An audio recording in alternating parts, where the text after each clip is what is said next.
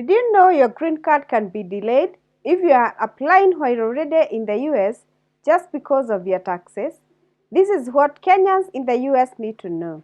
Why this matters: US Citizenship and Immigration Services (USCIS) looks at your financial and tax history. They want to see stability, honesty, and responsibility. If you are not compliant, it can raise serious red flags. You must show compliance and stability.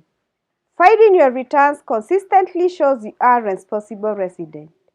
Even if your income is low, what matters is honesty. It proves that you understand and respect US law.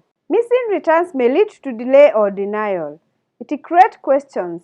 USCIS may ask you to provide past records, and if you can't, it can lead to delays, denial, or even suspicion of fraud. Joint filings: if you're married to a US citizen, your tax returns must match your story. A real marriage means real financials. Fake or sloppy returns can trigger an investigation. Don't fake information, it follows you forever. USCIS and the IRS share data. One lie today can follow you for life.